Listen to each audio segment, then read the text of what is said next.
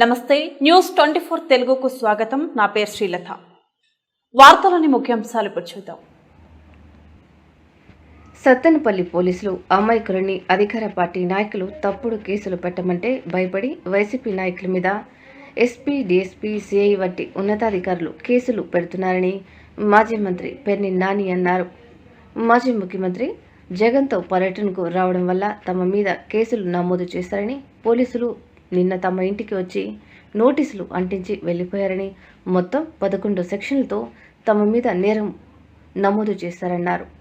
పోలీసులు కేసు నమోదు చేయకపోతే బదిలీలు కానీ సస్పెండ్ కానీ చేస్తామని బెదిరింపులకు పాల్పడుతున్నారని, రాష్ట్రంలో సైకో పరిపాలన, నరకసుని పరిపాలన సాగుతుందని, మహా అయితే బందర్ నుండి సత్తెనపల్లికి కేసులు పెట్టి తిప్పుతారని, అలాంటి వారికి భయపడేది లేదని, కేసులకు భయపడి జగన్ జెండా వదిలేది లేదన్నారు.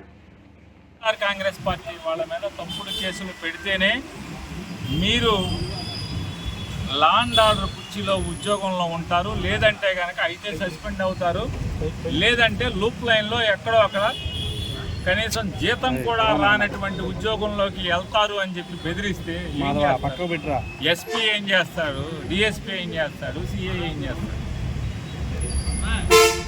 ఇవాళ మా ఇంటికి వచ్చి మా ఆఫీస్కి ఒక కాగితం అంటించారు. ఏమని కాగితం అంటించారు? 11 సెక్షన్లతో, ఒక సెక్షన్, 2 సెక్షన్, 3 సెక్షన్లు కాదు, 11 సెక్షన్లతో సత్తెనపల్లి పోలీస్ స్టేషన్లో నేరం నమోదైంది. ఆ నేరం విచారణలో నీ పాత్ర అంటే పేర్ని నాని పాత్ర బాగా ఉన్నట్టుగా రూఢి అయింది.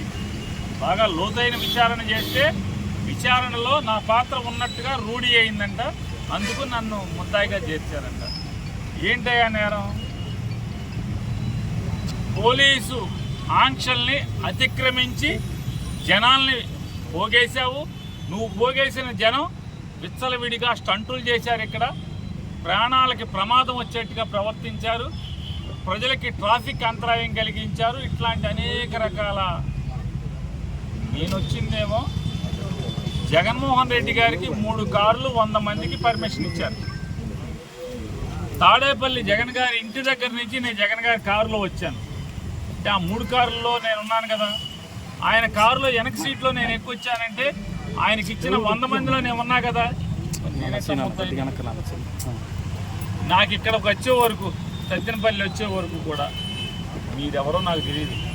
నా తరపున, పార్టీ తరపున, పార్టీ పంపిస్తే నాకు అండగా వచ్చినటువంటి వకీల్ గారు ఇక్కడికి వచ్చే వరకు ఆవిడెవరో నాకు తెలియదు. ఆవిడ పల్నాడు జిల్లా లీగల్ సెల్ అధ్యక్షురాలు, ఆవిడ నాకు తెలియదు. మా నాయకుడు ఉన్నాడు. జగన్ గారితో పాటు వచ్చే వరకు ఇక్కడికి వచ్చాక ఆయన ముఖం ఇక్కడ చూశాను నేను. ఆయన ఎవరో తెలియదు. నేను జనాన్ని పోగేశానంట, నేరం చేశానంట, పోలీసు ఆంక్షల్ని అతిక్రమించానంట. జగన్ గారికి 3 కార్లు పర్మిషన్ ఇస్తే ఆ కారులో నేను వచ్చాను. 100 మంది మించి రాకూడదంటే ఆ 100 మందిలో నేను ఉన్నాను. కానీ నా మీద నేరం పెట్టి ఇక్కడ ముద్దాయిగా నన్ను చేశారు. అంటే లోతైన విచారణలో రూఢి అయింది నా పాత్ర ఉందనంట. నాకు ఇక్కడ నేను ఎవడాటో మాట్లాడాను, ఎవరిని పిలిచాను, నాకు కౌన్సిలర్ కూడా నాకు ఎవరో తెలియదు, ఇక్కడ చైర్మన్ ఎవరో నాకు తెలియదు, వైఎస్ఆర్ పార్టీ వాళ్ళు ఎవరో నాకు తెలియదు, ఆ రెంటపాలు ఎక్కడో తెలియదు. సత్తెనపల్లి, నిజంగా సత్తెనపల్లి నేను నా జీవితంలో మొదటిసారి నేను వచ్చాను. నేను ముద్దాయిగా చేస్తాను. ఇవాళ జరిగేటువంటి ఈ రాష్ట్రంలో జరుగుతున్న ఈ సైకో పరిపాలన, ఈ నరకాసుర పరిపాలన ఏ రకంగా జరుగుతుందనడానికి ఇది ఉదాహరణగా చెప్తూ, కేసు పెట్టినంత మాత్రాన, నన్ను సత్తెనపల్లి పోలీస్ స్టేషన్కి పిలిపించినంత మాత్రాన, లేదా వాయిదాకి బందర్ నుంచే సత్తెనపల్లి కోర్టుకి నేను వచ్చినంత మాత్రాన, లేదు ఇవాళ సత్తెనపల్లి కాదు రేపు జగన్ గారితో ఎక్కడికి వెళ్తే రాష్ట్రంలో ఏ మూలకి వెళ్ళినా ఆ మూలకి కేసు పెట్టినంత మాత్రాన నేను జగన్ జెండా వదులుతానా, జగన్మోహన్ రెడ్డి పేరు మర్చిపోతానా, జగన్తో తిరగటం మానేస్తానా? నీ ఇష్టం వచ్చినని కేసులు పెట్టుకోండి. మా మీద, వైఎస్ఆర్ కాంగ్రెస్ పార్టీ వాడి మీద, వైఎస్ఆర్ జగన్ జెండా మోసేవాడి మీద నువ్వు ఎన్ని కేసులు పెట్టినా జగన్ జెండా మోసేవాడు జెండా వదలడు.